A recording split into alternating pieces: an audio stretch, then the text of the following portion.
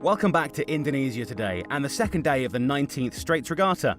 From early this morning at the gorgeous Nong Sang Point Resort and Marina, where sailors stayed the night after yesterday's coastal race, everybody was looking forward to the inshore races scheduled for today. Yet the weather conditions prevalent in the course area would be very demanding. With winds maxing at 18 knots and the strong current of the Straits, things would not be that easy for the sailors. So at 10 a.m. the first race started, with the IRC A boats going first. And indeed, they had a blast with the near-ideal conditions in Batam today. Pretty soon, every class had crossed the starting line. And before too long, the first boats were already rounding the weather mark.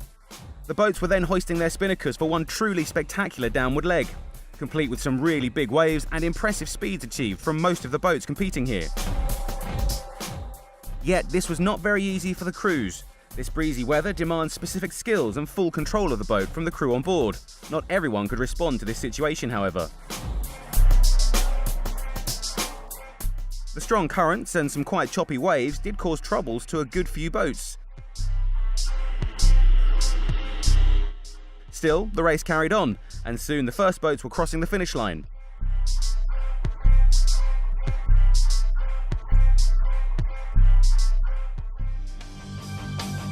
Both races scheduled were completed as planned. Owners, sailors and spectators enjoyed every exhilarating minute. But let's hear a few words from the two leaders in IRC A and B classes. This is the 19th Singapore Straits Regatta, and Choon Phong has done 19 regattas. So we've been around a long time. This is the last regatta for the Sir Thomas Lytton Trophy. So there are 3 regattas. And the boat that does well in these 3 regattas, which is the Raja Moda, King's Cup and the Straits Regatta, and ends with the Straits, wins the Sir Thomas Lytton's Trophy. Today was a very special day. It was beautiful weather, lovely conditions for sailing.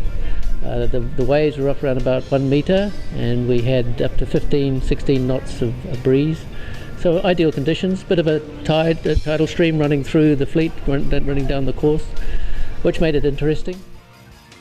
After 3 races in total, there have been ups and downs at the rankings, and the fun here in Indonesia at the 19th Straits Regatta continues.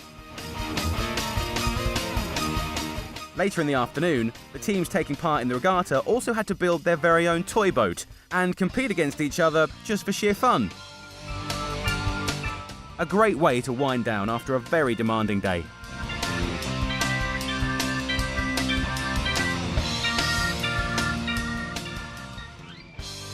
There's more to come tomorrow. A coastal race along the shores of Batam will be the main event of the third day, and then the boats will be returning to Singapore for the very last day of racing. Thanks for watching.